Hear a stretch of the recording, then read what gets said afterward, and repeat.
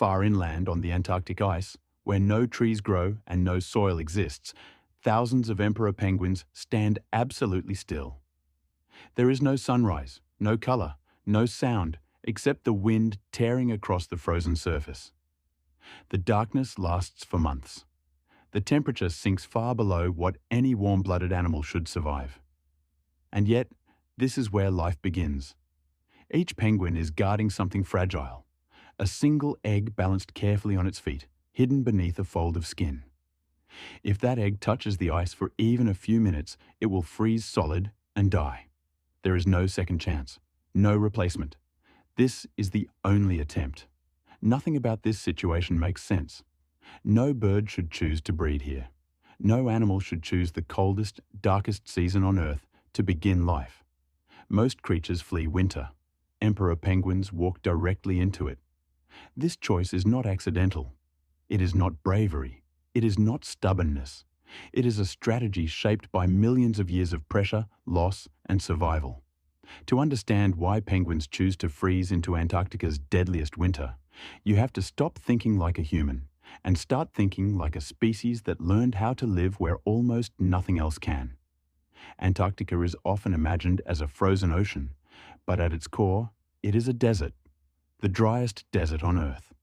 Snowfall in the interior is minimal, and what does fall never melts.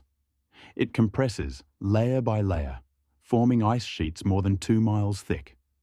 The cold is constant, but temperature alone is not the greatest threat. The wind is what kills.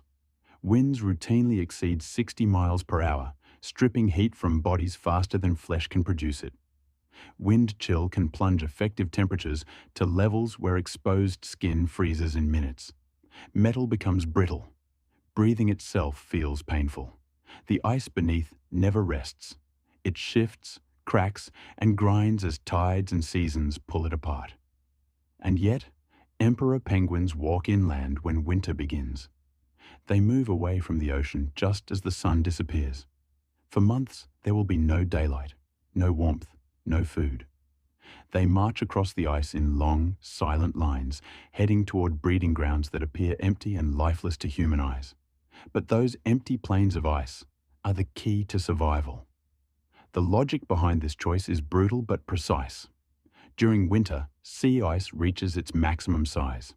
It locks into place, creating massive, stable platforms far from open water. These platforms are too distant for most ocean predators to reach. No leopard seals, no orcas, no sharks. The ice becomes a fortress.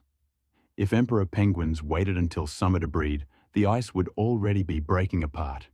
Chicks would hatch into unstable platforms or open water, where predators patrol constantly.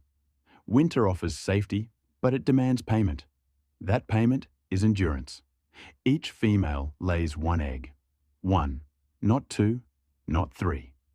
The egg is passed carefully to the male. If the transfer fails, the egg freezes instantly. Once the handoff is complete, the female turns and begins a long journey back to the sea. She must eat. She must survive. The male stays behind. This is where the true test begins. For more than 4 months, the males will not eat a single meal. They will not leave the colony. They will not sit down. They will not sleep properly. They will stand balancing the egg as storms scream across the ice and temperatures plunge to levels that shut down exposed machinery. Their bodies change to survive this. Metabolism slows. Fat reserves are burned with extreme efficiency. Muscle mass decreases. Heart rates drop. By the time the chicks hatch, many males have lost nearly half their body weight. They are running on the edge of biological collapse. And still, they cannot fail. The only reason this works is the huddle. From above, it looks like a dense crowd. But the huddle is not random. It is a living structure. Penguins shift slowly, rotating positions so no individual stays on the exposed edge for long. Those on the outside face the full force of the wind. Those inside experience something extraordinary. Inside the huddle, temperatures can rise to near room level. Just inches away, the wind can be lethal. Life exists in that narrow boundary.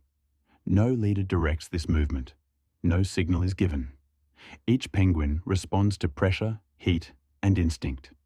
The group survives because every individual participates. The egg remains balanced on the male's feet, hidden beneath a fold of skin called the brood pouch. If it slips, the embryo dies. So the penguin stands nearly motionless for weeks at a time, enduring hunger, pain, and exhaustion without choice. Eventually, after months of darkness, something changes. The wind weakens, the cold loosens its grip, and from beneath the feathers comes a faint sound. A chick hatches into a world that still wants it dead. The male is barely upright at this point. Many do not survive this stage. Those that do must feed the chick with a nutrient-rich substance produced from their own bodies. A final sacrifice before relief arrives. When the females return from the sea, they perform one of the most astonishing acts in the animal kingdom. In a colony of thousands, amid noise and chaos, each female finds her exact partner and chick using a unique call. No visual cues, no landmarks, just sound. Once the chick is transferred, the males begin the long walk back to the ocean. After more than 100 days without food, even this journey kills some of them. The survivors dive immediately, refueling in the brief Antarctic summer. For them, the worst is over. But emperor penguins are only one piece of a much larger system. Across Antarctica and the surrounding Southern Ocean, penguins live very different lives depending on where they settle. The continent may look uniform from space, but on the ground it is a patchwork of extremes. Ice shelves, rocky coasts, islands, cliffs, and open water all demand different strategies. As summer returns, sunlight floods the ocean for the first time in half a year. Microscopic plants explode into bloom. Phytoplankton multiply so quickly that they turn the sea green. This bloom feeds krill, and krill feed nearly everything else. The entire Southern Ocean food web depends on timing. Adelie penguins arrive on rocky shores exposed by melting snow. They build nests from stones, stealing from neighbors in constant competition. Gentoo penguins prefer ice-free beaches and adapt quickly to changing conditions. Chinstrap penguins time their breeding with krill abundance so precisely that even small disruptions can cause failure. Predators appear with the melt. Leopard seals patrol the edges of broken ice. Orcas coordinate hunts with terrifying precision. Giant petrels circle above colonies, waiting for weakness. Penguins survive not by avoiding danger, but by overwhelming it with numbers, timing, and efficiency. Far north of the Antarctic continent, the strategy changes again. On islands like South Georgia, king penguins thrive in conditions that feel almost generous by comparison. Here, food is abundant year-round. The ocean floor rises, pulling nutrients upward. Currents collide. Life explodes. King penguins do not march inland. They do not endure months of fasting in darkness. Their breeding cycle is slow, stretching over more than a year. Chicks grow gradually, fed well, sheltered by dense colonies. But stability does not mean safety. Predators wait offshore. Chicks cluster together in massive groups, hoping their parents return soon. The colony moves like a city, loud, crowded, and constantly shifting. Survival here depends on endurance over time, not resistance to cold. Across the Southern Ocean, penguins occupy the edge of possibility.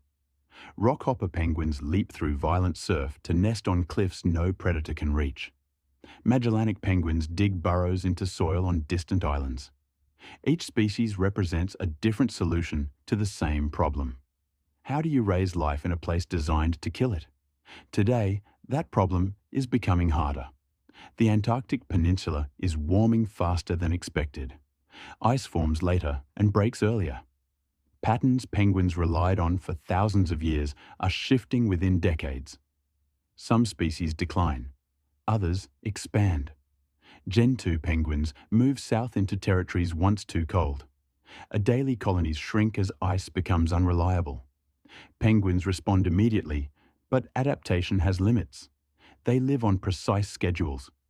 Miss the krill bloom and chicks starve. Lose stable ice and eggs fail. shift too slowly, and colonies vanish. Penguins have always lived at the edge of what the planet allows. That edge is now moving. The reason penguins choose Antarctica's deadliest winter is not that it is easy or safe or heroic. They choose it because, for a brief window in Earth's most hostile environment, it is the only way life can begin without being eaten alive. Winter offers protection from predators. Darkness offers isolation. Ice offers stability.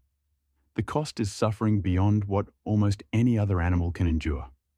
And yet, every year they return. They walk into the cold.